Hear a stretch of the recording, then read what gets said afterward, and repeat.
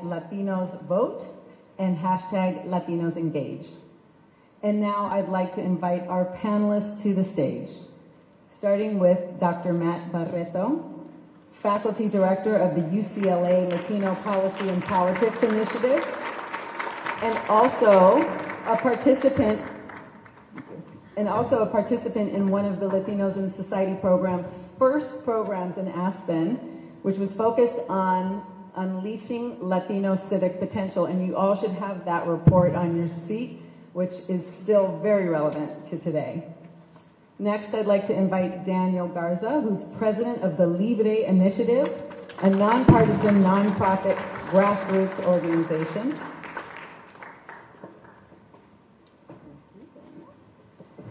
And next, Tatiana Mata, who is the Democratic candidate for California's 23rd congressional district in the recent midterm elections.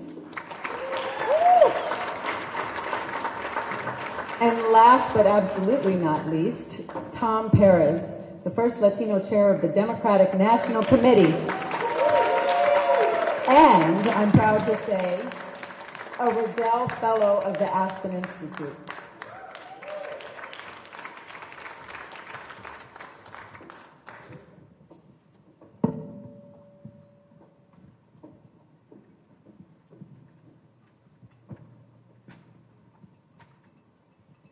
Hello.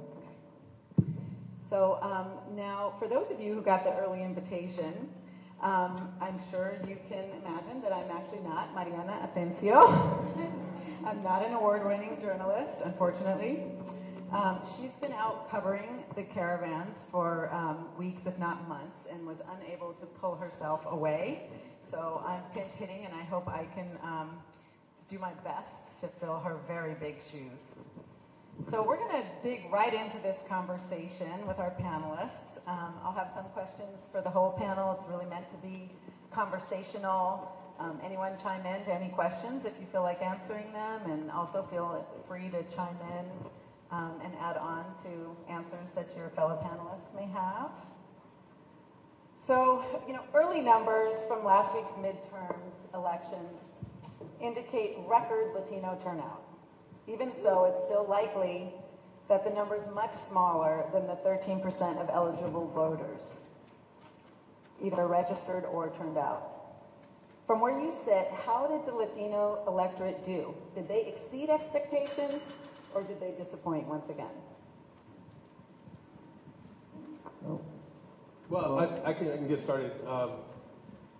Being involved in a few of these races across the country, I think they met expectations, which I think were brought down. Unfortunately, we keep punching under our weight, and that's unfortunate. We are truly a sizable constituency that is now really defining governorships, Senate positions, and congressional races. And now even on the electoral map, we are a force to be reckoned with. And still, I think it takes a lot to bring out Latinos to vote. Yes, we're very young, 27 years median age. The rest of the country is 37. Texas and California is half of all Latinos, and they're pretty much red and blue, and they're kind of decided. But still, there is still so much more at stake, for Latinos to get involved in. And look, I think we have to assume some of that responsibility instead of waiting on somebody else to provocarnos, right? To come out. We can't continue with this apathy that we've shown. Having said that, we are still not seeing the kind of investments from the political institutions that I think is proportionate, to our power. There is a lot of opportunity in the Latino community, both conservatives and liberals, the left and the right. You're seeing, I'll wrap it up with this. The Latino vote is not baked in for nobody. It's not a left and it's not a right ownership here. I say that because just in Texas alone, when George Bush won governor, he got 55% in the re-elect. For president. In Texas, Latinos, 55%. McCain got 35. Romney got 25. It was on the way down. Cornyn won the Latino vote, 52%. And Abbott, in the re-elect, went from 44 and 43. He's doing strong. So nobody can claim the Latino vote, and there's so much opportunity there. So we need to see still those kind of investments to really bring out the Latino vote. But yes, we punched under our weight again. Well, I have, I guess, a slightly different take, respectfully. I mean, you look at turnout, and I think it was 174% up in 2018. That is real money. I look at places like Nevada. John Ralston, who's the dean of the reporting corps in Nevada, the Sunday before the 2016 election, he wrote a column saying Hillary Clinton's going to win because of the investments that the broad ecosystem has made in organizing and turning out votes. This cycle around, he wrote another column the Sunday before the midterm saying Jackie Rosen's going to win. Not only did we do well in Clark County, which is most of the vote, like 70%, that's Las Vegas, but Washoe County, up the Reno area, we actually outperformed. And I met with, and these were folks we invested in, a number of dreamers who were our best organizers. They were spectacular. And the voter registration operation never ended. We went from 2016 to 2017, investing. And the we is not just us. Again, it's the broader ecosystem that was there. You look at Maricopa County, which went for Donald Trump in 2016, went for Kirsten Sinema in 2018. And having gone after Joe Arpaio, I know a little bit about Maricopa County. And when you offend the community with the regularity that he has, you know, Latinos are making a big difference. In Pennsylvania, we actually bought up, there were a lot of Puerto Ricans displaced from Maria, and we worked with a vendor. We bought up we asked them, give us all the 787 area codes that have been pinging off your towers for at least 30 days. We did that in Florida. We did that in Pennsylvania. We got about 300,000 such numbers in Florida and about 70,000 such numbers in Pennsylvania. And we built relationships. Manny, who was our lead organizer in PA, people think there are no Latinos in Pennsylvania. That's wrong. Reading is 2/3 Latino. You go to Lancaster County, it's 3/4 Latino, the public school system. Dominicans and Puerto Ricans. Yo soy dominicano, and tengo dos cuñadas que son puertorriqueñas. And there's two sports in DR and PR, baseball and politics. And the first thing you do with the Puerto Rican community that's been displaced is not, you got to get out and vote, it's, how can I help? And I am optimistic that we've done this. Can we do more? Absolutely. Beto did spectacular work in Texas, and others did spectacular work, but there's no doubt that there are votes that are left on the table, and we have to think long term.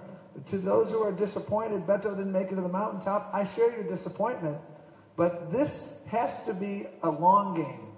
The investments, every single year. The reason why Nevada has become reliably blue is that there have been investments. And you look at Latino turnout, and what was interesting, and I'm not going to tackle the expert there, but the number of folks that turned out this year that were first-time voters was a remarkable phenomenon, and there's some people in this room who had a lot to do with that, and I'm looking at a couple of them, and I want to thank you for your work. So, I mean, I'll be the first to say that we have to do more, we can do more, but I'll also be the first to say that we have come a long way.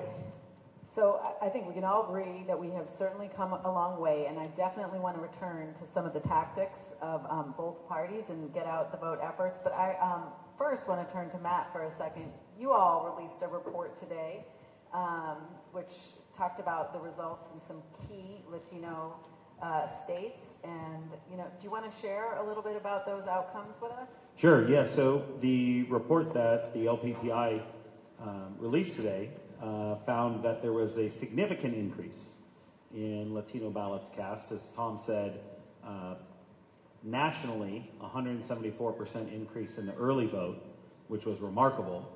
And that was covered yesterday in a press conference that Chairman Ben Ray Lujan led looking at those numbers. 174% increase in the early vote is just unbelievable. So we started looking at state by state and county by county, and we continue to find some of those same trends. So the main question people are asking us is, what was Latino turnout? Well, we don't know for sure. We do know the early vote numbers, and that's why they were able to put those numbers out. But the rest we're still counting. Of course, there's many places where we're still counting the ballots. And so the places where we have precinct data, where we have county data, we can observe that. And here in California, about 40% of majority Latino precincts in Southern California had over a 70% increase.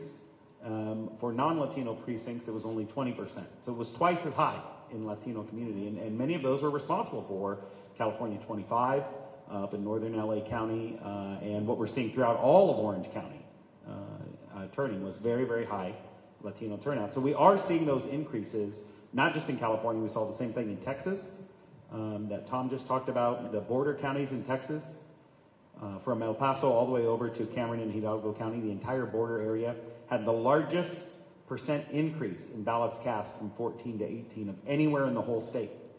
And so you are seeing those patterns of growth, and we have seen them and documented them across the country, and it's been remarkable to see that. Now, on the one hand, 2014 was a bad year. It was a very low turnout year, not just for Latinos, but for a lot of groups. And so we are not only seeing a rebound from 2014, but an increase and an improvement. And I think that's very important, that we're setting records of votes cast in districts and counties across the country.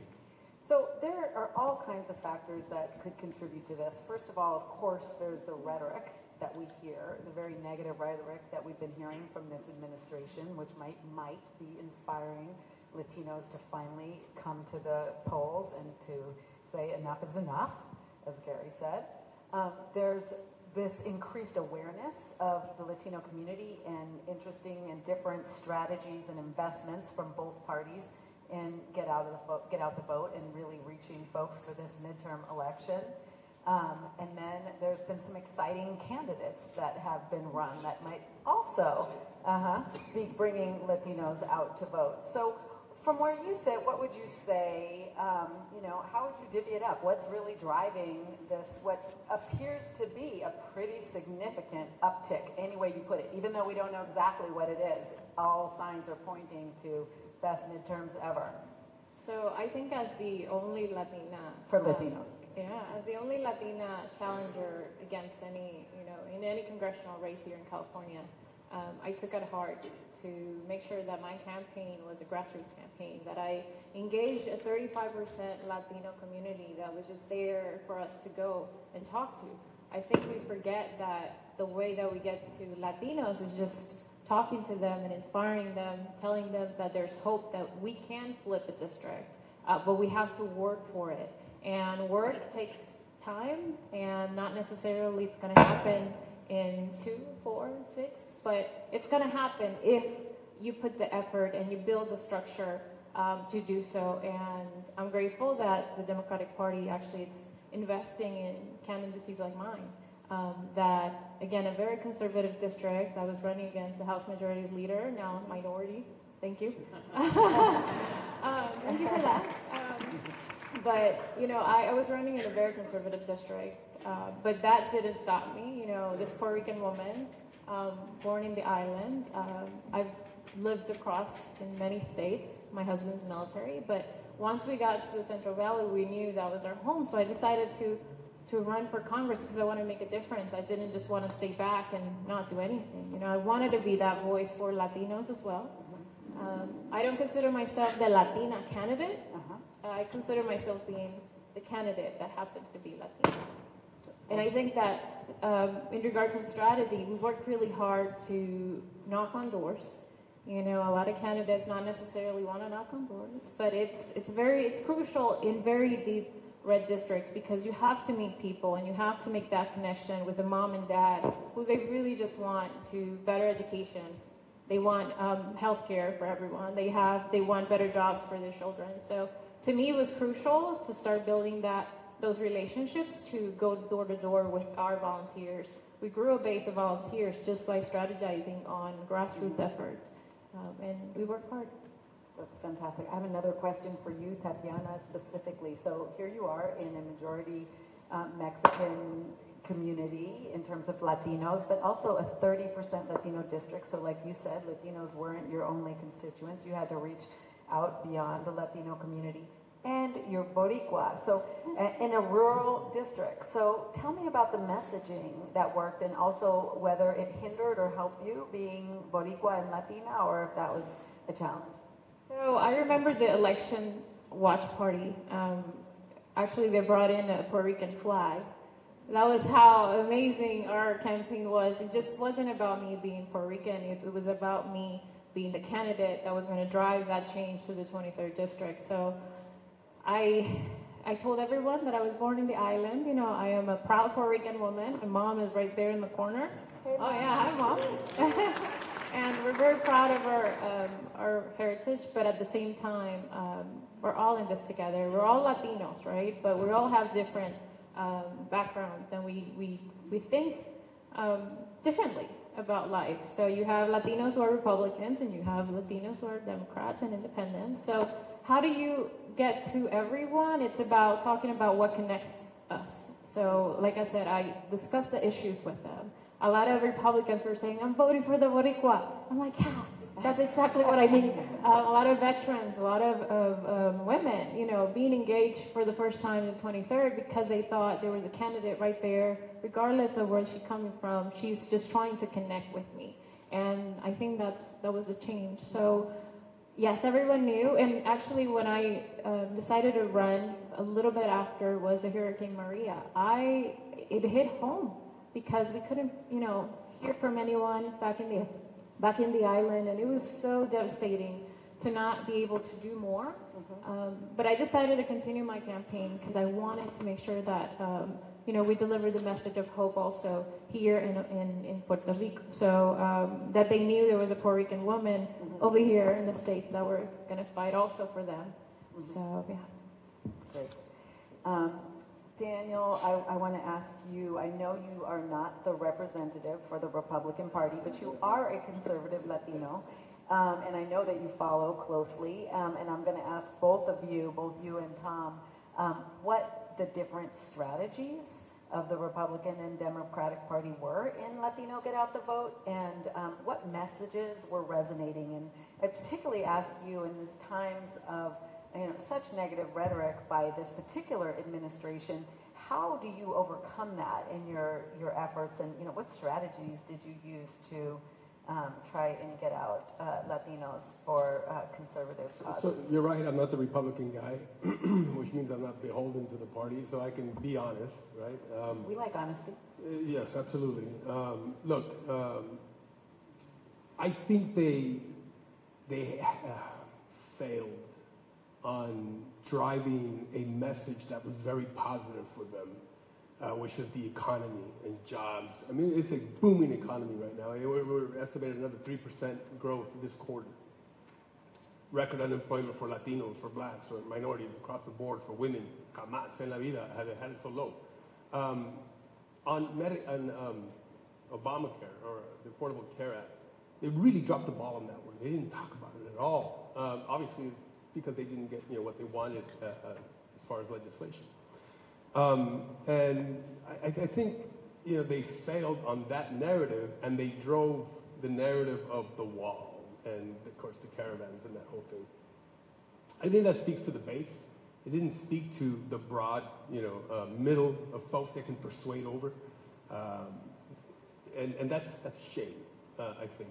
Look, Donald Trump never shaped my values or my conservative views. I am pro-life. I believe in a limited government. I believe in less taxes, less regulations, developing more energy, conservative judges on the court that don't legislate from the bench. Millions of Latinos believe like I do. But they weren't connecting as well as they should have. Some did, by the way. Candidates matter a lot.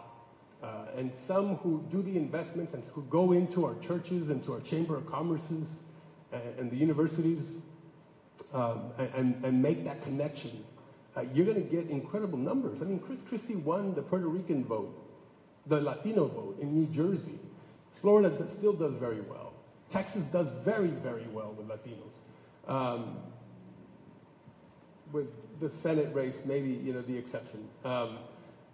But even in Georgia, we saw big numbers with Nathan Deal and Perdue and Brownback and Roberts in Kansas, across, where they do connect, it matters, and they didn't connect this time the way they should have. Now, having said that, let me say something also positive about the GOP as an observer here. Mm-hmm. 1 out of every 4 people that they contacted through either their homes or through the phone was a Latino. 15 million out of the 60 million that they contacted, according to this article. Of the 90 staffers that they hired, 20 of them were Latino. So they are picking up their game.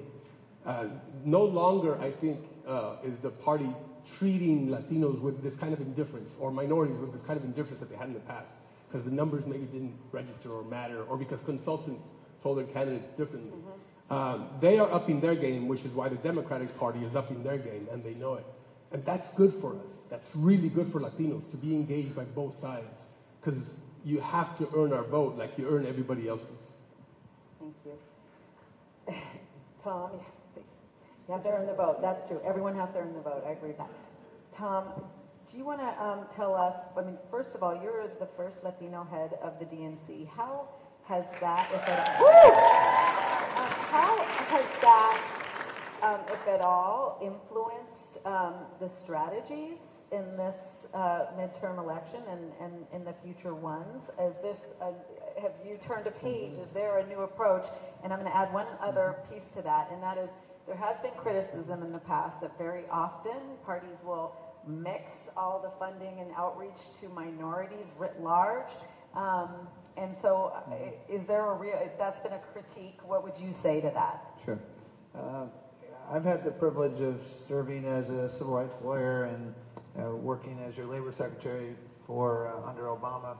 And one of the things I've learned, and it's just sort of in my DNA, civil rights is about inclusion. It's about making sure everyone has a seat at the table. And it's about making sure that you understand that every person is gifted and talented, and you got to draw out those gifts and talents.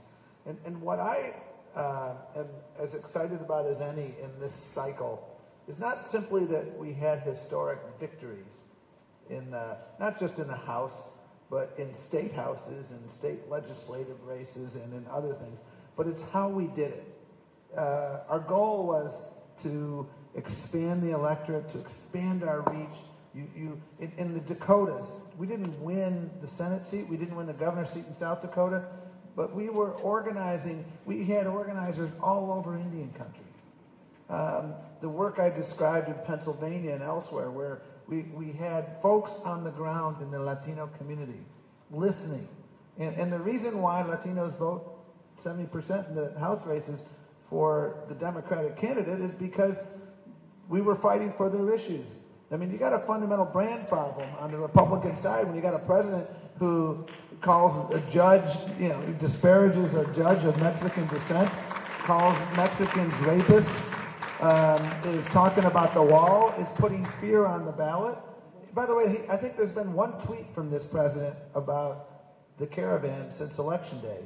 It was an Election Day gimmick to put the fear of God into people. And that's just not who we are as Americans. And so what in Alabama, as you correctly pointed out, African Americans, generally, African American women, our most loyal constituency, we invested in Alabama, and we invested early, and we were proud to do that. And 100% of our investment went in organizing in the African American community. Making sure that we are not paying lip service. Oh, you're Latino, oh, you're African American, oh, you're Asian American, you must be a Democrat.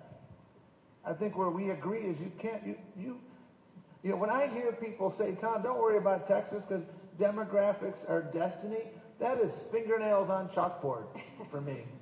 Because demographics are never destiny. You need to show up. You need to build relationships. You need to listen.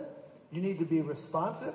And the reason we were successful is what we heard from folks was, I want a better life for my kids. You got kids. People say, how did we win in Oklahoma? That's actually an easy question to answer. Because our investments last year helped flip 4 state legislative races. Why?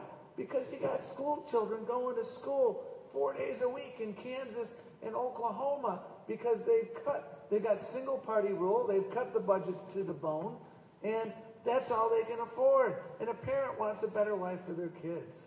How did we win Kansas? Well, you know what? When they were messing with the polling places in Dodge City, everyone knew why they did that. They wanted to make it harder for Latinos to vote. And guess what? We got more folks out there. You know, folks had vans going. The unions did it. Other people did it. Because we're not going to let that happen. And so, you know, we were out there. But, you know, there's still a lot of fear out there. And the thing I remember most about some of the outreach I did personally was the fear in the voices of people.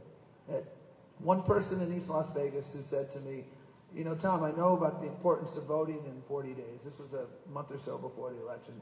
But I'll tell you what I'm more worried about. You know, Abuelita has an appointment with ICE next week. That's what's on my mind. And you know, putting fear on the ballot, I understand why they do it, because fear can get people in a crouch. That's unconscionable. But we know what the playbook is in 2020 in the run-up to the election. And we've got to be prepared for it. And the best way to prepare is to organize and to build those relationships and to make sure people know who we're fighting for and that we're fighting for them. That's the best way, I think, to move forward. Matt, you and also Arturo Vargas with Mileo had done some other polling which showed that only 50% of Latinos, or under 15% of Latinos, had been received a call or had received any outreach, mail or otherwise, from any party. So while great work has been done, there's still a lot more work that needs to be done. Do you want to speak to that, as well as some of the messaging your polling has found that either worked or did not work, since we were talking about messaging? Yeah, let's start with the contact piece. So we did a weekly tracking poll with Naleo, a national poll of Latino voters, trying to ask people not only their opinions on the candidates, the issues of the day.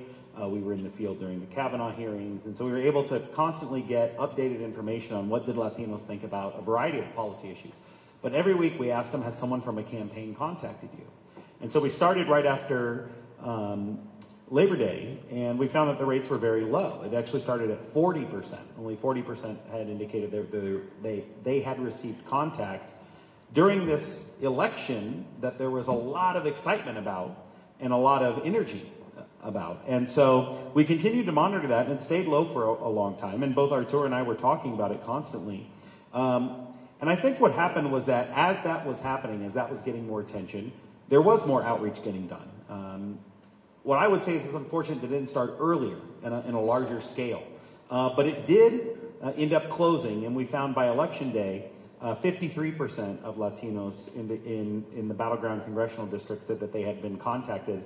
And the rate for Latinos was higher than the rate for whites in battleground congressional districts. Self-reported. It could be that more resources and calls were directed towards whites, but this was what people told us in a poll. And so I look at that 53% number and I say, on the one hand, that's half of registered voters about who weren't contacted. And so that gives me places to work on and say more can be done. But the 53% number is historically high. It's more contact than we had seen in 2014 for sure. The number was in the 30s. It was more than we saw in 2010. And it was more than we saw in 2006, which was a year where there was a lot of mobilization, but less directed at Latinos. So the number continues to go up. For Latinos in this cycle, it eventually did go up, and it was actually, I think we'll look at it as analysts and say, there was a lot of contact done. The part that's frustrating is that there are still millions of people who didn't receive any contact at all.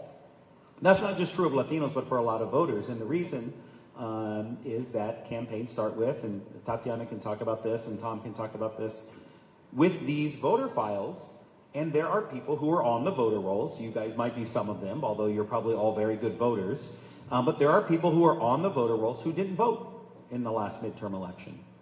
They didn't vote in the midterm election before that. Maybe they voted in the 2012 presidential because they got enthusiastic about that. But that was it.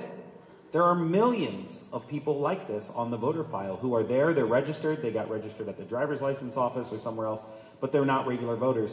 And when you're out there running a campaign, the candidates oftentimes, and the organizations and the party committees, they focus much more on these likely voters.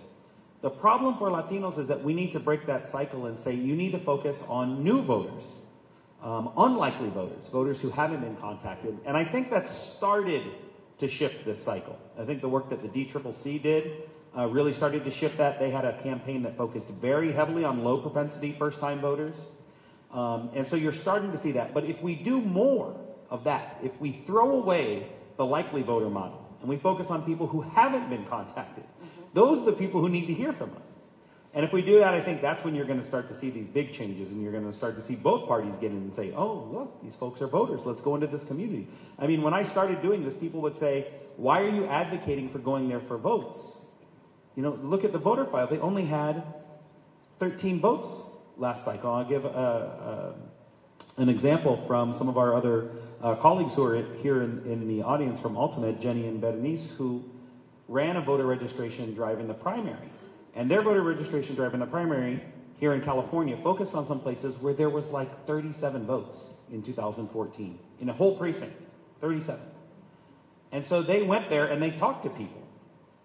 They had never heard from a campaign before. No one had ever asked them to vote. And some of the precincts that we analyzed for them went from like 37 votes to 187 in one cycle.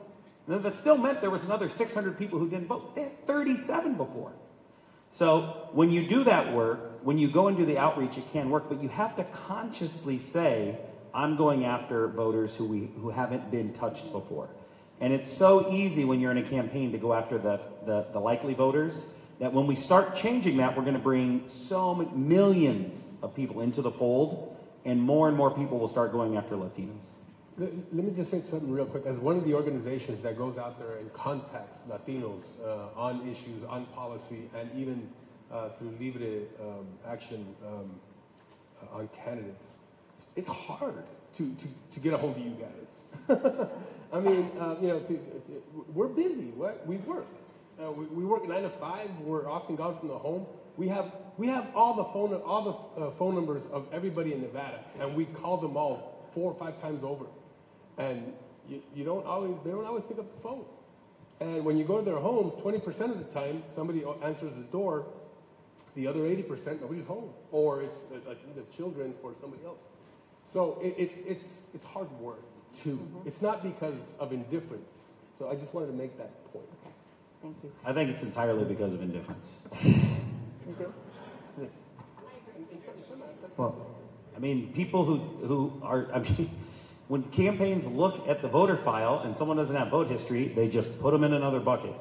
They don't say how hard are you to contact. They just don't contact them.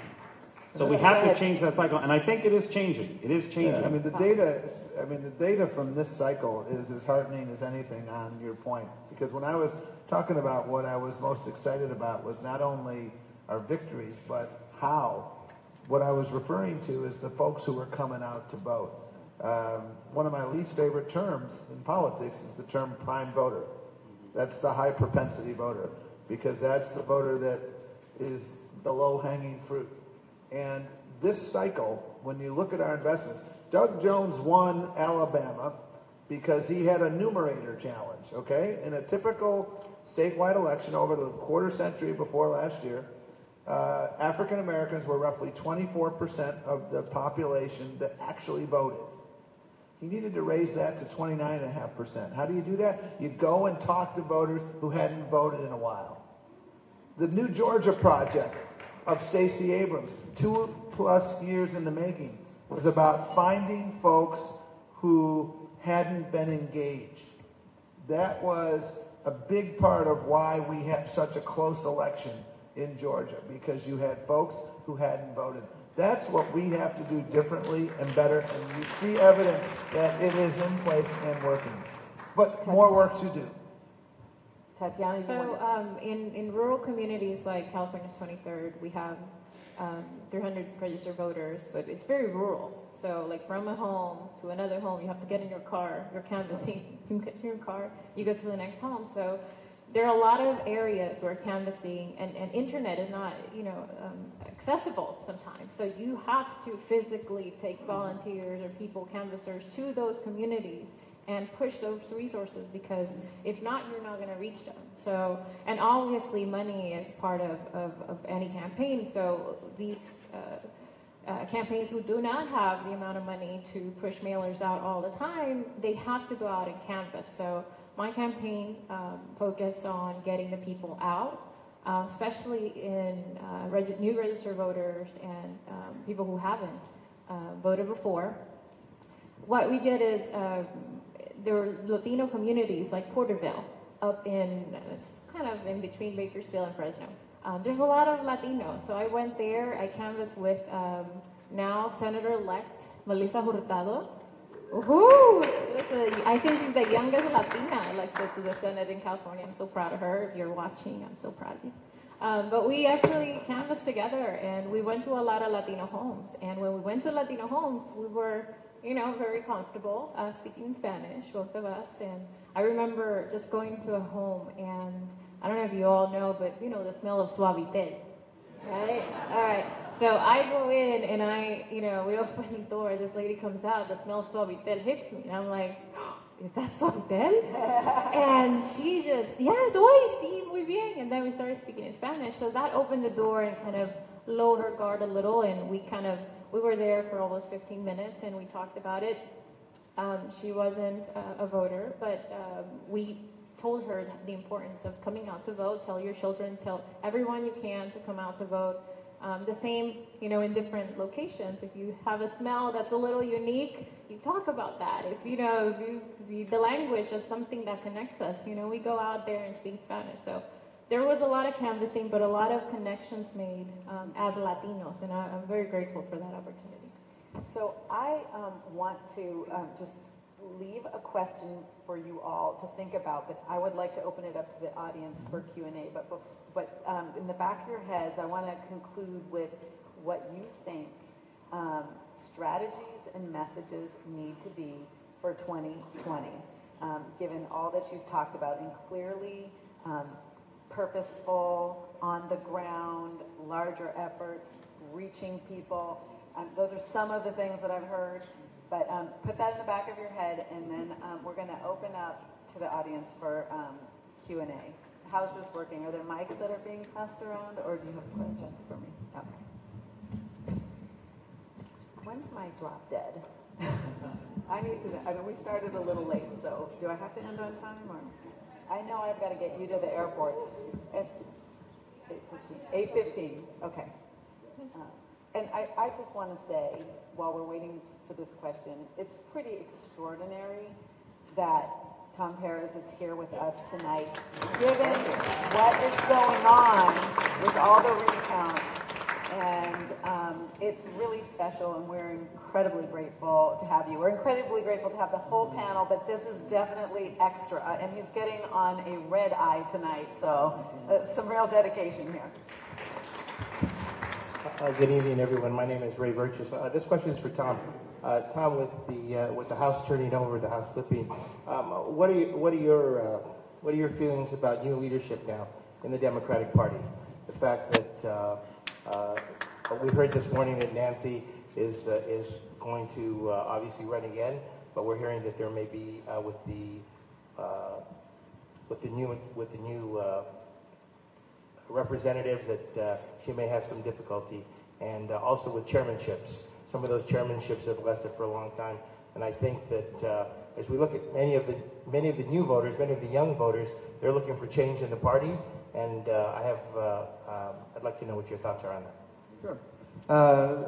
Obviously, these are decisions that will be made in the very near future, and I think these are very important decisions. And with Leader Pelosi, one thing that is very clear to me is we wouldn't have an Affordable Care Act without Nancy Pelosi.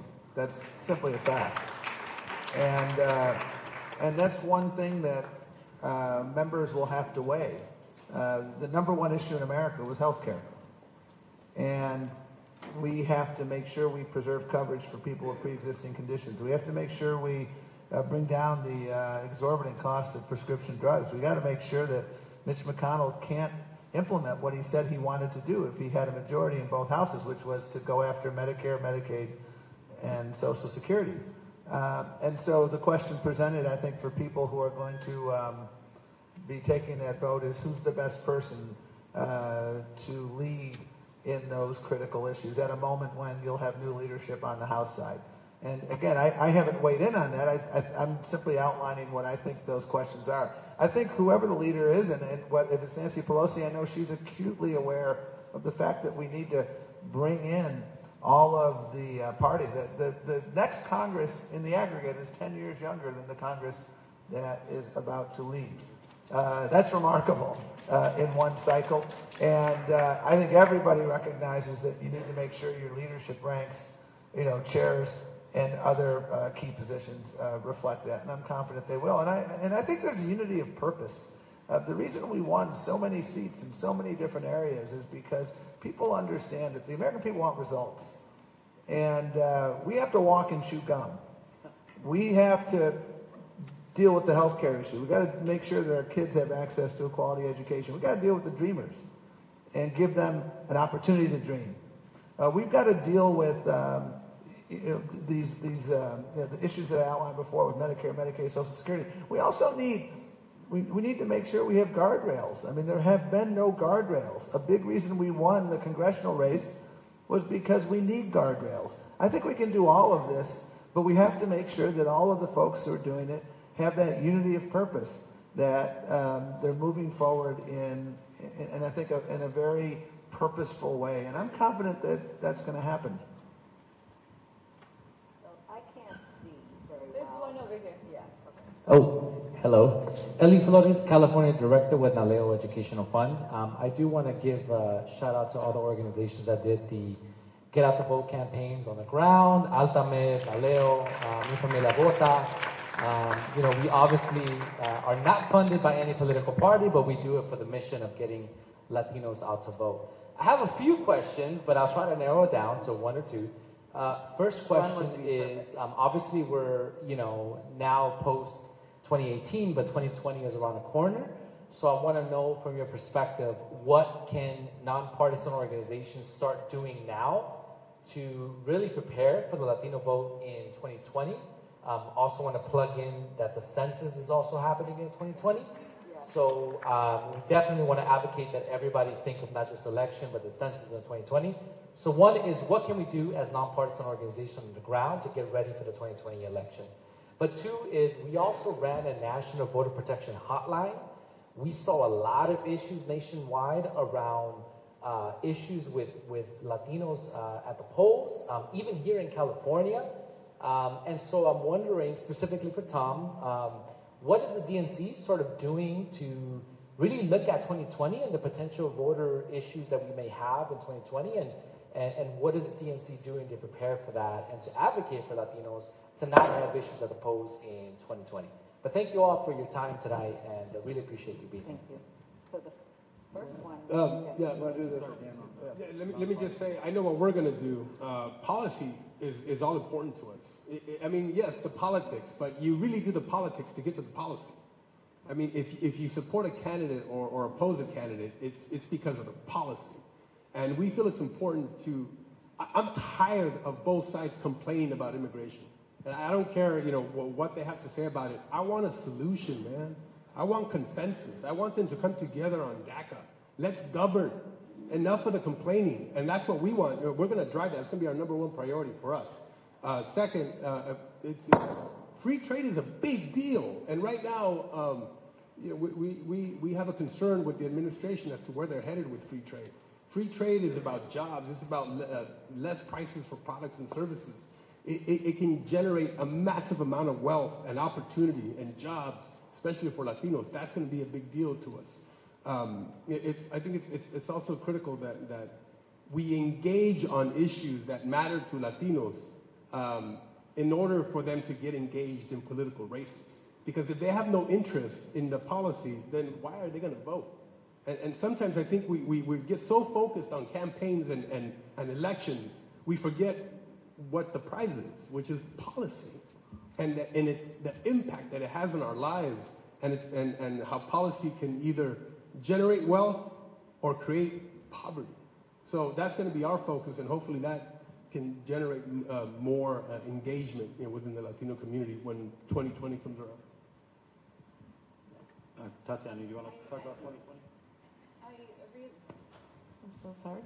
I really hope that organizations keep doing registration drives, especially for Latino communities. Go and speak in Spanish, and just go to districts that not necessarily are those flippable, but that see potential 35% or more Latinos. That's great because we know there's a pool of people that we can bring in to vote. And it not only is talking about congressional races, we're talking about state, assembly, senate, and also local. A lot of people forget that local races matter as much, and maybe they're not partisan, but they have Democrats in those positions. So it's really, really important that, for example, mine was a grassroots, but I was joining in a group of Democrats that were, it's not a slate, but we were working together, canvassing together, going to those Latinos. We were not all Latinos as candidates, but they knew that the Latino was with them, making sure that they listened to their concerns. So I think registration is really, really crucial for our Latino communities, and then follow up, constantly about what's happening in their language, in Spanish or English, whatever it is. But it's kind of my goal. Tatiana, you bring something up too when you were sharing that. Obviously, Latinos are not a monolithic group. You talked about earlier, Daniel, that it's hard sometimes to get out the vote, to reach folks, reach them where they are. Some speak English, some speak Spanish, many are bilingual. How do you parse all of this? How do you figure out this? And there's different ways we come here, and there are different things we believe. The approach maybe to Cubans in Miami is different than the approach to newly arrived Puerto Ricans in Orlando, which is different than your district in Central Valley of California. And so we keep talking about the Latino vote, but how do you get out there, and what are your strategies for parsing all of this? I mean, there's a lot of data right now, a lot of software that lets you look at a little bit more in detail of what the communities look like. But again, canvassing, that actually gives you a lot of data that you can't have. Like, it's raw data. It tells you, I don't know how you get that data. Maybe but I know it's by behavior or something. Shopping, I don't know. But it's important for campaigns to have it, of course. But again, when you go and canvass, that person might be not living there anymore, or just building that structure of campaigns at whatever level is, and pushing it as much as you can to reach those people, and then obviously making sure that the messaging is it's what they want to hear. For example, when I started my campaign, it was all these priorities. I had all these. No. When you go and talk to communities, the Latinos also care about education. They care about healthcare. They care about jobs. So I try to keep those three messaging points, making sure that I connected with not only Latinos, but with all the other ethnic groups. So it's more of a challenge, yes, but you have to be consistent in what you're pushing out to the people. 3 quick points in response to your question. Number 1, I hope you'll engage on the following issue, which is the citizenship question. Let's assume you are the most conservative justice on the Supreme Court. This issue should be a no-brainer because you are a strict constructionist. You look at the plain language of the Constitution. The Constitution says we shall count every person. It makes no reference to citizen. And we know why this was put in place. Having enforced the Voting Rights Act, the reason given, which was we need this for Voting Rights Act enforcement purposes, I can only think of impolite words to describe that explanation, so I won't use them, other than to say that that is incorrect. And so let's look at that through the lens of the most conservative, strict constructionist justice. We need to get work because that's a big deal. Secondly, getting people involved in voting. One of the darkest forces I've observed is this hashtag Walkaway Movement. I've seen it in Las Vegas. I've seen it across the country. It's a movement. It's not so subtle form of voter suppression. And it's designed to say, you know what, a pox on all their houses, you should just do nothing. It's a very, very insidious set of efforts. We need to be mindful of them moving forward because they're very targeted in Latino communities. And I saw it firsthand in Las Vegas when I was doing Spanish language radio and I had a call in, and the person was reading the script of the hashtag Walkaway Movement. My final point is understanding the various forms of voter suppression. When I talk about what is my job, our job is an infrastructure job, it's a messaging job. And by infrastructure, I'm talking about not only organizing, but technology, millennial engagement, and voter protection. We've got teams down in Florida and Georgia. We're monitoring Arizona and elsewhere. And voter suppression takes so many different forms. And it's unfortunately a permanent staple in the playbook. I mean, in Florida, the most remarkable thing that happened last Tuesday was the passage of Amendment 4. That was remarkable. I mean, think about this. There's like 13 or 14 million eligible adults, and there's something like 1.3 million adults, I think 1 in 5 African Americans, adults, who can't vote right now. Over 50% of permanently disenfranchised voters in the United States reside in one state. I'm talking about permanently disenfranchised because of a felony conviction. And they're in one state, Florida. That was their voter suppression strategy. They've controlled the governorship for 24 years. And that's what they did. And this amendment changes that. I know what I'm going to be doing in Florida in 2019 and 2020. And that is making sure we do what Terry McAuliffe did in Virginia. 58,000 people who were re-enfranchised got out and voted. And it was a remarkable part of the Virginia story of success in 2017. So we need your help in a nonpartisan way in all of those areas because we're just telling folks who are re-enfranchised to get out there and vote. And on the citizenship issue, you know, again, that is, if we don't do that, that should be a nonpartisan issue because that's going to affect cities across this country if there's an undercount. And I just don't understand why we don't make voting just a little bit easier for people. If we want to have a democracy that works, that's participatory, well, why is it so hard? Well, I would invite you, here's your homework. And if I had 30 seconds, I'd do it. Paul Weyrich, Weyrich.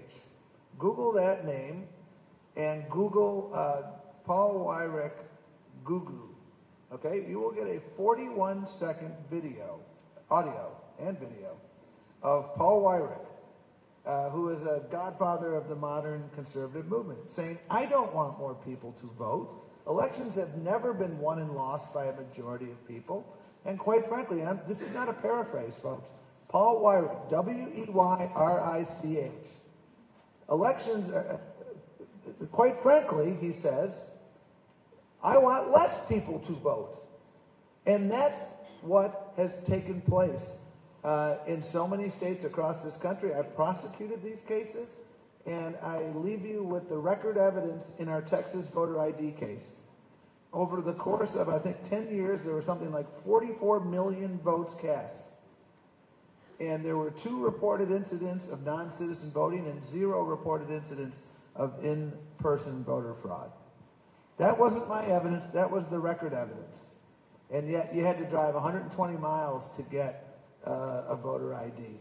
And we need, like Colin Powell, this shouldn't be a partisan issue.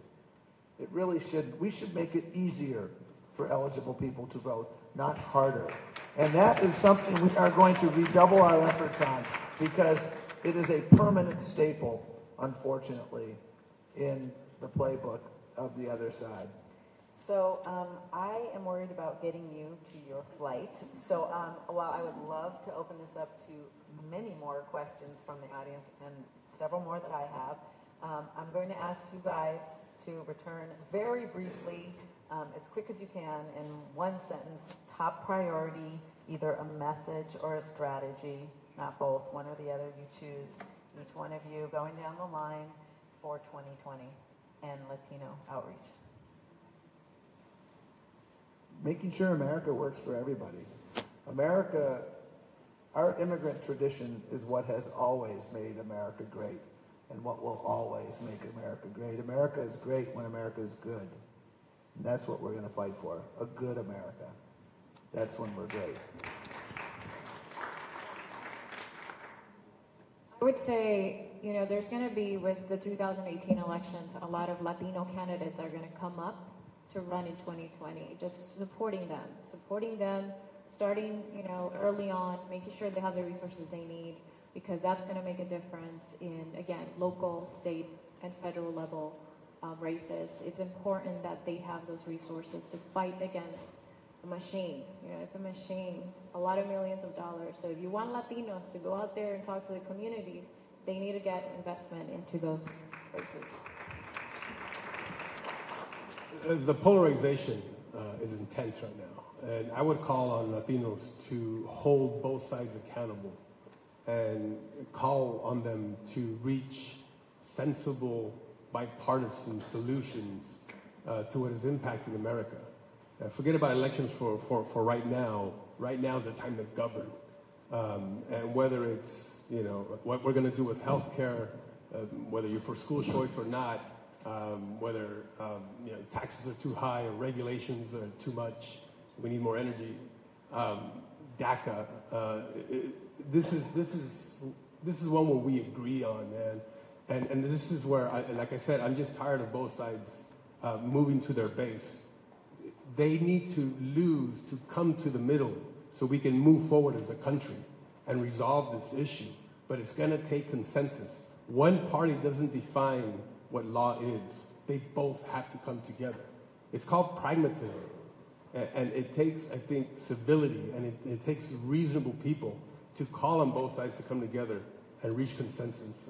And that's what we're going to be doing from now until 2020. And I hope you would join me.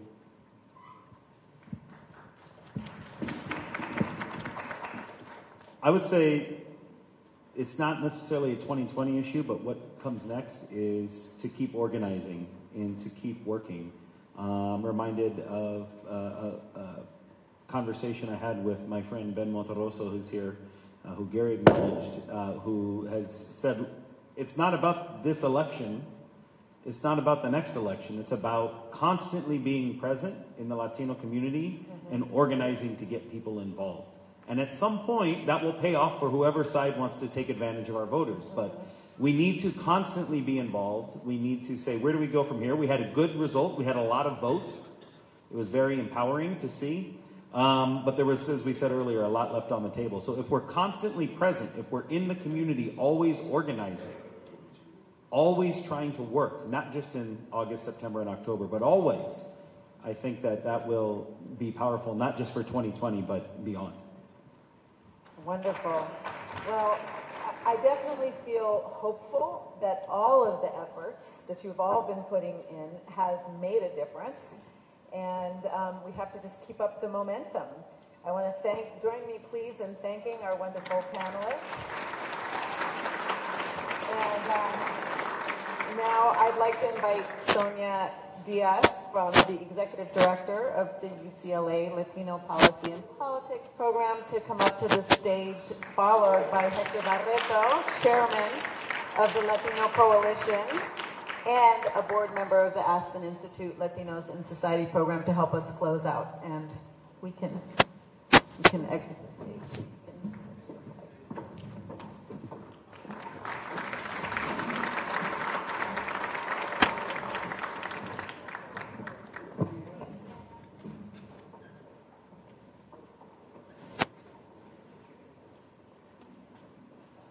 Folks, we're almost done, so thanks for bearing with us. It's just Hector and I left. Abigail, thank you. Thank you for pinch hitting for Mariana. So I want to share some things. The Aspen Institute, which Hector is chair of, and the UCLA Latino Policy and Politics Initiative pulled resources together to talk about something called the Latino Vote in the Latino electorate. because many others aren't, and not in a way that's driven by facts, by analysis, by leadership, and maybe even by aspiration. So, one of the things that we wanted to make clear is that it's been 2 years since November 8th, 2016. 2 years. A lot has happened. A lot has happened this past week. Fires, caravan, voting. And so, in 2 years, we're going to have the decennial census at the same time as the 2020 election. And I want to make something clear, which is that research showed that the Latino electorate was consequential in a number of battleground races, a number of statewide races, not just in the Southwest, but in Florida, in Georgia, and even in Texas. And so that means something, that Latinos have issues that they care about and should be listened to, whether it's about who the next leader of the House is, or who the next chair people are. But more than that, not just about healthcare, which we heard probably about 4 times today, but climate change, criminal justice reform, opportunity, a living wage, right? We live in the future. These things are still not there. And so I just want to make 2 things clear, because as a lot of things happened this week, we lost 2 people who were essential to what we discussed, redistricting and voting. So Antonio Gonzalez passed away, and one of our founding faculty members at UCLA, Leobardo Estrada, passed away.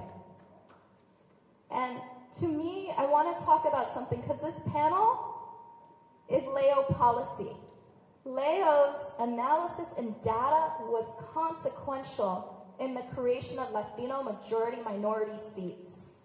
His research didn't even need to find insidious racism, which there was in this very jurisdiction we're standing in, but that data showed that Latinos were cut out of an actual Latino majority district.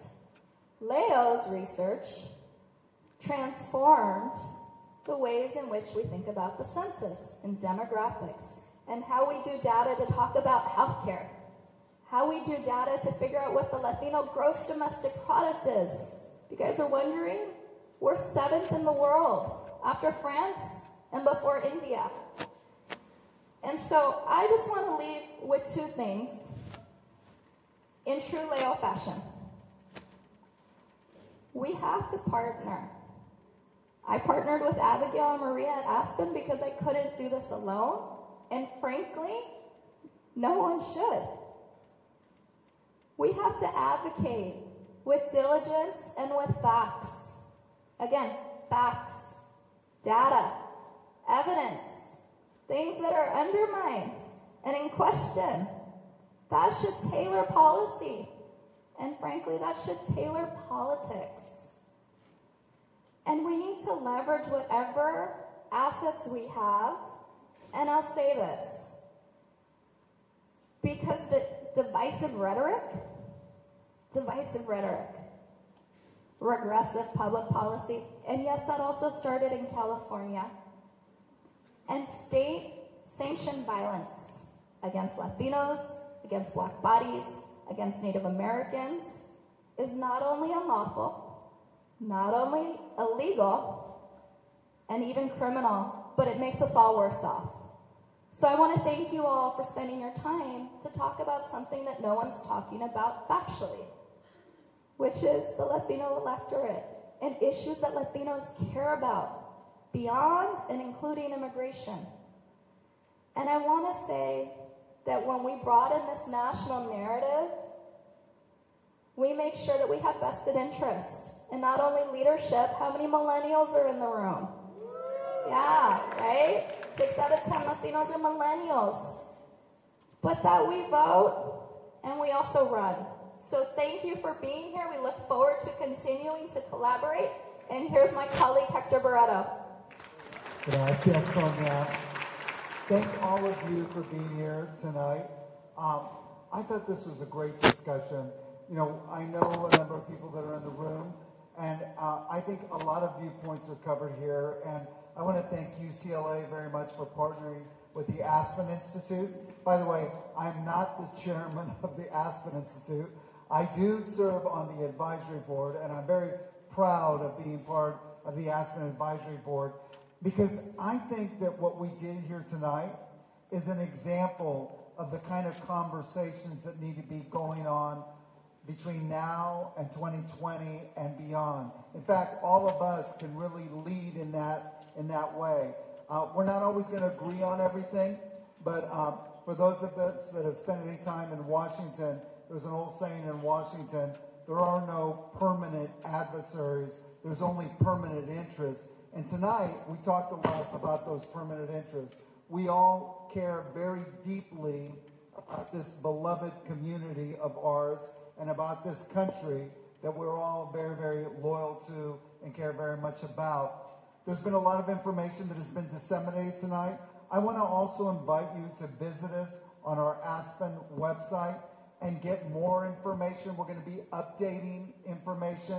And I want to ask you to join us, because Aspen Institute does these kinds of events all around the country, and especially in Aspen, as Abigail mentioned. I've been part of those, and I don't think that any organization does it exactly the way that Aspen does. These deep dives on these very complicated issues to really come to consensus and to really understand each other. It doesn't do us any good if we're just talking to people that agree with us 100%, because we'll be preaching to the choir for the rest of our lives. In order to really make change, we've got to reach across the aisle, and we've got to come to some consensus about what can be done. But I'm very optimistic about the future. You know, one of the things that I heard, and the demographers know better than I do, but the glass is half full and in some ways half empty. And the reason I say that is because millions of more Latinos voted in this midterm, which really surprised a lot of people. It really surprised, and that's a phenomenal thing, and we've got to do more of that, encourage people to vote, regardless of what their affiliation is. But we're still only voting at a third of what we could. And the day that we change that, the day that we cross the 50% barrier, believe me, a lot of things are going to be changing for our community and for our country. So on behalf of the Aspen Institute and also our partner UCLA, thank you so much for being here. Please take some of the information that was at your seats and study that. Give us feedback, and we really look forward to seeing you at the next opportunity. Muchísimas gracias. Have a wonderful night. Thank you.